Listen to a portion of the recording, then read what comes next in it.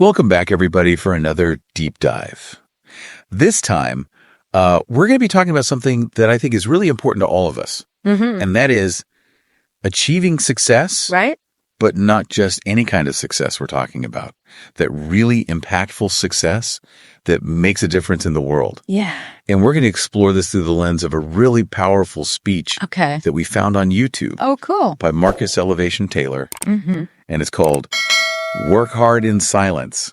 Shock them with your success. Ooh, I like that. Right. It's a great title. Yeah. I think everybody can relate to this idea. Yeah. Of wanting to disappear for a little while to really focus on something important.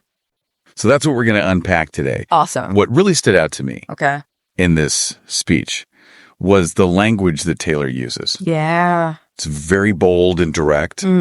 He says things like, you need to delete the app. Wow. Walk away and even fall back into the dark room to really achieve your goals. I mean, it's interesting he uses those words, right? Yeah. Like, it's almost like he's saying that we have to create this separation between all the noise of the world and this quiet space where we can actually grow and achieve things. Exactly. It's like he's saying sometimes you need to step back from all the distractions and expectations to actually do something extraordinary. Totally. Have you ever felt that need in your own life? Oh, absolutely. To kind of create that separation. Yeah, for sure. What did that look like for you? I think there's a reason why retreats are so popular these days, or why people go on these like focused work sessions, even when we're so connected all the time. Yeah.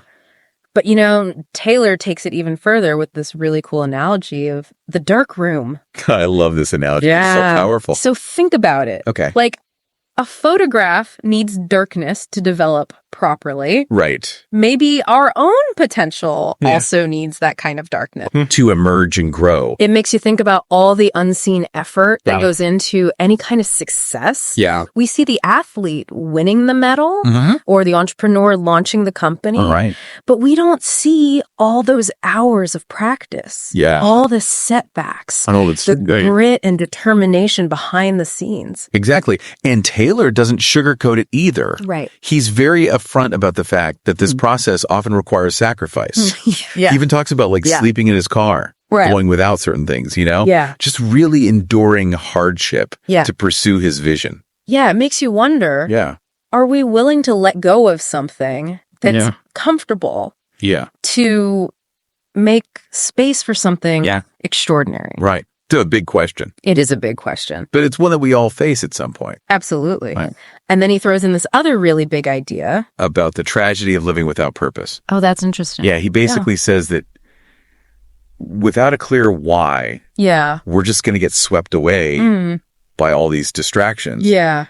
And ultimately end up feeling unfulfilled. Right. So how do you interpret that idea of purpose? I think it's so important. Yeah. I see purpose as like a compass, you know? Okay. It guides our choices, even when things get tough. And it fuels our dedication during those dark room moments. Yeah, like it gives you the strength. Exactly. To keep going when things are hard. Yeah. And maybe the real tragedy isn't just the lack of achievement, but that feeling of emptiness that comes from not really knowing why you're doing something. So it's not just about achieving the goal. Yeah. It's also about having meaning in the journey. Absolutely. Even when it's tough. But how do we figure out what our purpose is? Right. That's a big question. It feels like a huge question. It is. Where do we even begin?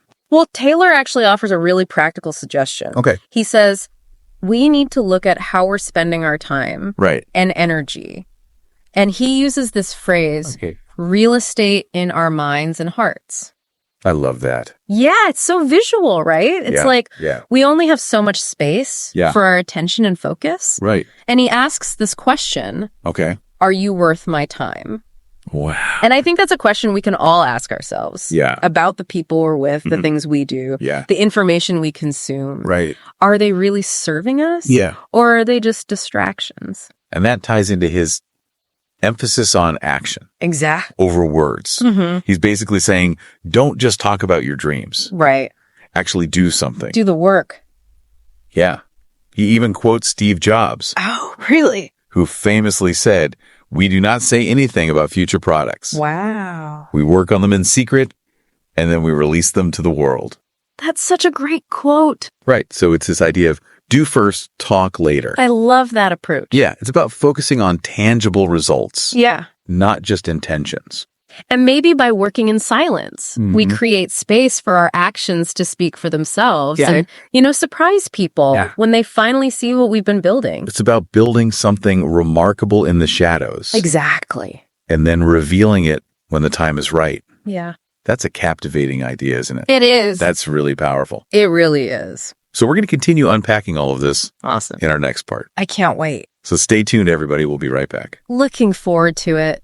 This whole idea of building in the dark, it's really fascinating to me. Yeah. It kind of goes against everything we see in our culture, right? Like everyone's always promoting themselves, looking for validation. Yeah, constantly. It makes you wonder if maybe this dark room idea is like a form of resistance. Oh, interesting. Against all that pressure to perform. That's a really cool perspective. Yeah. It's true. We live in a world where you're almost expected to document everything you do. Exactly. Share every win, every failure on social media. Yeah. But what does that do to our ability to focus? Right. To really create something meaningful? I think that's where the dark room becomes even more important. It's not just about being physically alone. Yeah. It's about creating that mental space where you can disconnect from all that external validation and reconnect with your own internal compass. That makes sense. Yeah. And it can be a powerful antidote to all the anxiety and self-doubt that comes from comparing ourselves to others all the time. So maybe when Taylor says delete the app,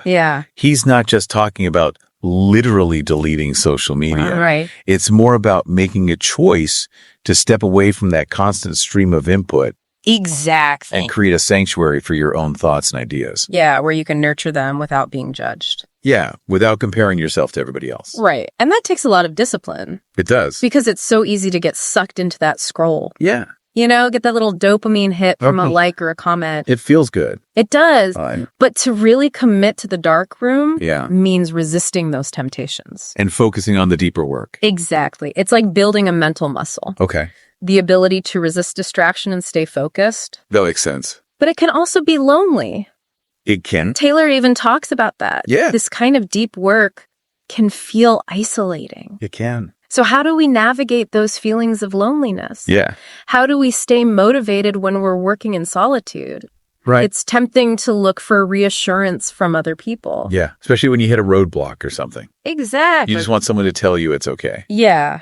You want that validation, but I think that's where your sense of purpose becomes really crucial when you know why you're doing something. It's easier to push through those tough moments. It's like that internal compass. Exactly. Guiding you even when you feel lost or alone. Exactly. But what about the sacrifices that Taylor talks about? Right. Do you have to experience hardship to be successful? That's a good question.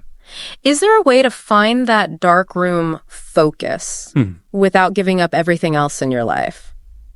I don't think Taylor's saying that suffering is necessary for success. Yeah. I think he's just highlighting the fact that sometimes achieving something big requires you to make tough choices. Right. You have to prioritize. Yeah. Decide where to invest your time and energy. And that might mean letting go of some things. Yeah, it might create space for something new. Exactly. It's not about depriving yourself. Okay. It's about being mindful about where you put your resources. So it's about aligning your actions with your priorities. Yeah, I like that. But that still brings us back to the question of balance. Right. How do you find that balance? Between focused work and the rest of your life. Yeah. How do you commit to the dark room? Yeah. Without isolating yourself completely or neglecting your relationships? It's about finding a sustainable rhythm, I think. It's just like a photographer needs time in the dark room and time out in the world to create their art. Yeah. Maybe we need that balance too. Right. Between focused work and connection, between solitude and collaboration. That makes a lot of sense. Yeah. It's about honoring those different needs within yourself. Right. Knowing when to step back and focus. Yeah. But also knowing when to reach out and connect with others. And maybe by doing that, we become more well-rounded individuals. Yeah. Capable of achieving not just external success, and also a sense of inner harmony and fulfillment. That's a great point. As we've been talking about this darkroom idea, I keep thinking about the role of passion. Oh, yeah. It seems like it would take so much passion to really fuel that dedication and focus. especially when you're working in solitude. Right. Without that constant validation from others. You're absolutely right. It's like you need that inner fire. Yeah, that burning desire to create something meaningful. To achieve something. Yeah. Otherwise, it's just too hard. Yeah, you wouldn't be able to sustain that effort that's required for this kind of deep work. And I think that's what makes the darkroom approach so sustainable. It's not just about grinding away in isolation. Yeah. It's about creating a space where you can connect with your passion, where you can explore and experiment and push your creative limits. So how do we tap into that passion? Well, it's a journey, right? Yeah. It's a journey of self-discovery. Yeah, it's a big question. It is a big question. How do we find that thing that lights us up?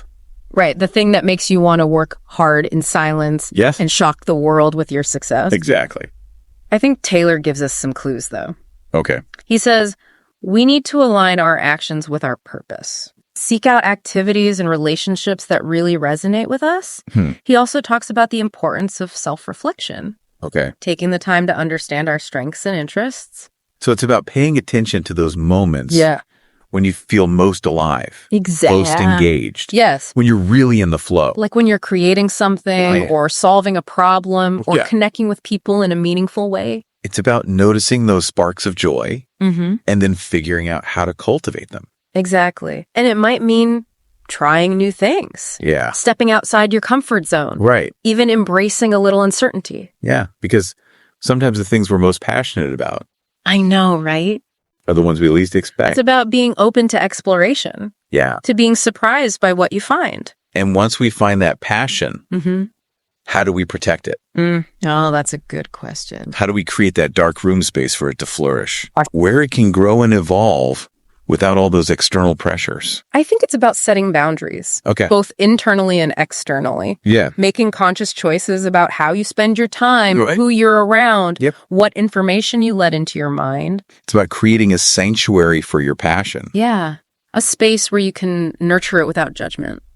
So maybe the dark room isn't just about achieving external success. Yeah. It's about cultivating a deeper connection with ourselves, with our passions, and with the work that really matters.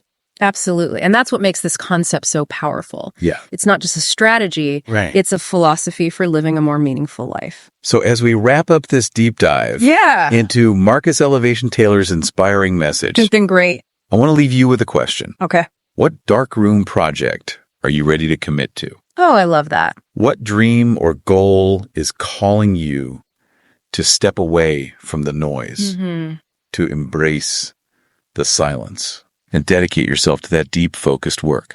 The work that will bring it to life. Exactly. Maybe it's time to delete the app. Yeah. Walk away from the distractions and fall back into the dark room. Where your true potential awaits. I love it. Thanks for joining us on this deep dive, everyone. Yes, thank you.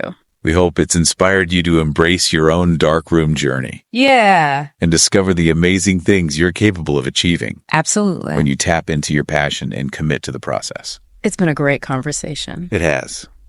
We'll see you next time. See you then.